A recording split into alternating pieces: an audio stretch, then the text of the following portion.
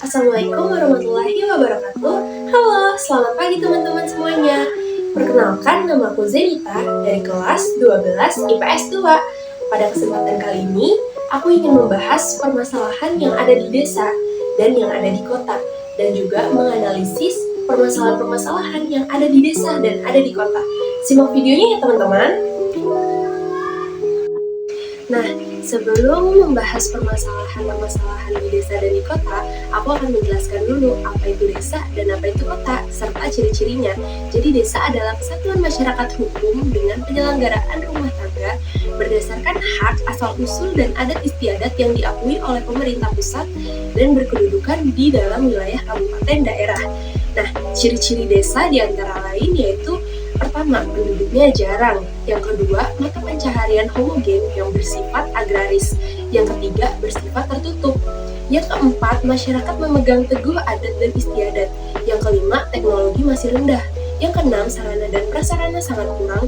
Yang ketujuh, hubungan antar manusia yang sangat erat. Sedangkan kota adalah pusat pemukiman dan kegiatan penduduk yang mempunyai batas wilayah administrasi yang diatur dalam peraturan perundang-undangan serta pemukiman yang telah memperlihatkan watak dan ciri kehidupan perkotaan. Selanjutnya, aku akan menyebutkan ciri-ciri dari kota. Yang pertama, mempunyai gedung pemerintahan. Yang kedua, mempunyai gedung hiburan dan perkantoran. Yang ketiga, mempunyai lahan parkir yang cukup. Yang keempat, mempunyai sarana olahraga untuk masyarakat. Dan yang kelima, mempunyai daerah terbuka seperti taman yang berfungsi sebagai paru-paru kota. Jadi, perbedaan kota dan desa yang paling menonjol adalah kepadatan penduduknya. Walau tidak ada ukuran atau jumlah yang pasti, namun secara jelas bisa terlihat bahwa kota memiliki kepadatan penduduk yang lebih tinggi dibandingkan dengan desa. Jadi, kota dan desa itu kan sering berinteraksi. Nah, adanya interaksi desa dan kota menyebabkan dampak di berbagai bidang, baik untuk desa maupun kota itu sendiri. Nah, interaksi antara desa dan kota itu apa sih? Jadi, interaksi antara desa dan kota itu adalah hubungan yang saling mempengaruhi antara wilayah desa dengan wilayah kota yang menghasilkan dampak untuk kedua wilayah tersebut. Nah, ayo kita bahas dampak positif dan dampak negatifnya. Jadi pertama, aku mau jelasin dampak positif dan negatif untuk desa terlebih dahulu. Jadi dampak positifnya adalah kualitas pendidikan penduduk desa meningkat. Adanya interaksi antara desa dan kota menyebabkan terjadinya transfer nilai. Selain itu, fasilitas pendidikan di kota lebih mudah dijangkau. Yang kedua, aksesibilitas wilayah lebih tinggi. Jalur transportasi yang memadai akan memperlancar interaksi desa dan di kota. Oleh karena itu, akses jalan di desa perlu diperbaiki untuk mendukung jalur transportasi. Yang ketiga, kesenjangan ekonomi wilayah berkurang. Interaksi yang berkembang dengan baik akan meningkatkan kesejahteraan penduduk desa. Yang keempat, kepedulian terhadap lingkungan berbasis kearifan lokal meningkat. Perilaku ini berkembang seiring dengan isu lingkungan yang terjadi di kota.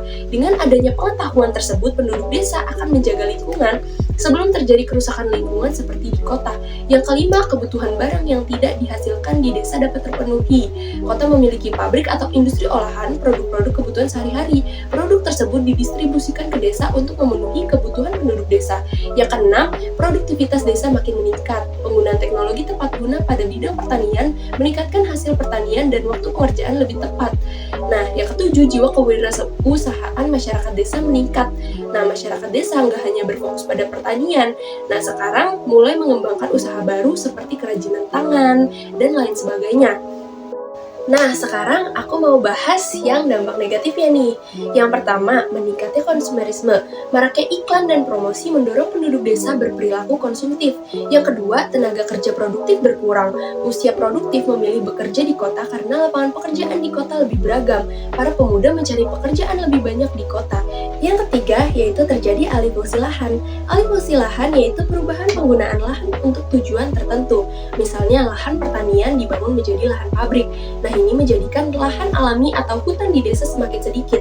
Yang keempat, tradisi dan budaya khas desa makin memudar. Modernitas kota mempengaruhi budaya penduduk desa. Arus informasi mudah tersebar melalui televisi, surat kabar, hingga internet. Penduduk di desa berpotensi meniru gaya hidup yang ditampilkan di media.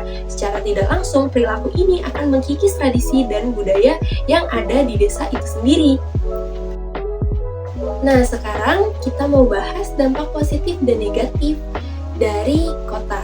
Nah, jadi dampak positif kota yang pertama yaitu kota mendapatkan bahan pangan dari desa. Kota mendapatkan sumber kebutuhan sehari-hari seperti bahan makanan. Hal ini terjadi karena lahan pertanian di kota sangat sedikit atau bahkan tidak ada dan habis dipakai untuk perumahan dan industri. Penduduk perkotaan juga sedikit yang bekerja sebagai petani, sehingga penduduk kota bergantung pada wilayah pedesaan untuk memenuhi kebutuhannya. Nah, yang kedua, kota mendapatkan tenaga kerja dari desa. Pekerjaan di desa mendapatkan pelayanan yang tidak terdapat pada desa itu sendiri, seperti kesehatan, pendidikan, dan layanan administrasi pemerintahan. Sedangkan kota memiliki infrastruktur dan layanan yang lebih lengkap. Nah, kalau untuk dampak negatifnya, yang pertama timbul urbanisasi, yaitu perpindahan secara besar-besaran dari desa ke kota. Pada negara berkembang seperti Indonesia, terjadi urbanisasi atau pergerakan penduduk dari desa menuju ke kota untuk mencari mata pencaharian dan pendidikan yang lebih tinggi. Perpindahan ini menimbulkan pertumbuhan penduduk yang besar di kota, dan apabila tidak diiringi penyediaan pekerjaan dan perumahan yang cukup, maka akan menimbulkan pengangguran dan kawasan kumuh di kota-kota besar. Yang kedua, banyaknya pengangguran yang datang ke kota. Dan yang ketiga, munculnya polusi di kota. Nah, gimana nih teman-teman setelah mendengar dampak positif dan negatif dari interaksi adanya desa dan kota? Menurut pendapat kalian gimana? Setelah saya analisis gambar permasalahan yang ada di desa ini, yaitu tentang akses jalan, kita bisa lihat dari gambar bahwa jalan itu terlihat sangat kotor, rusak, dan pasti kalau hujan jalanannya itu sangat licin alias bisa membahayakan.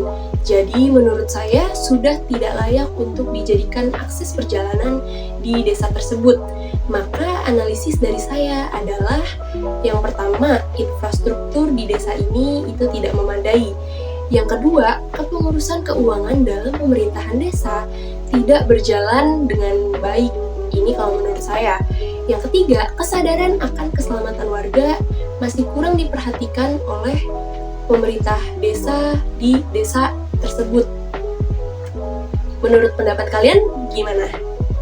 Nah, untuk analisis gambar yang kedua, seperti yang kalian bisa lihat, ini banyak sekali orang yang berbondong-bondong untuk melamar pekerjaan. Nah, kebetulan memang nyambung sama yang tadi saya sudah jelaskan bahwa warga desa ke kota itu untuk mendapatkan pekerjaan yang lebih menjanjikan. Dan di kota memang penduduknya itu sangat padat. Jadi analisis saya untuk gambar ini adalah yang pertama, lapangan kerja yang makin menyempit di kota-kota besar. Yang kedua, semakin banyaknya sumber daya manusia yang tersedia. Jadi, para pemilik perusahaan benar-benar lebih selektif lagi dalam memilih karyawan atau pekerjanya. Nah, kalau menurut aku lebih baik untuk menghindari gambar seperti ini dari diri kita sendiri untuk menjadi manusia yang cerdas, mempunyai hard skill dan soft skill agar nantinya kita dapat diterima pekerjaan di perusahaan-perusahaan yang ada di kota-kota besar. Nah, kalau menurut kalian, analisis gambar yang ini seperti apa? Nah, teman-teman, gak kerasa ya udah selesai aku untuk memberi penjelasan, menjawab pertanyaan, dan menganalisis gambar. Makasih ya yang udah nemenin aku berdiskusi dari tadi, dan makasih juga yang nontonin aku sampai selesai. Semoga videonya bermanfaat dan menambahkan ilmu untuk kita semua. Sampai jumpa di video berikutnya ya. Bye-bye semuanya. Assalamualaikum warahmatullahi wabarakatuh.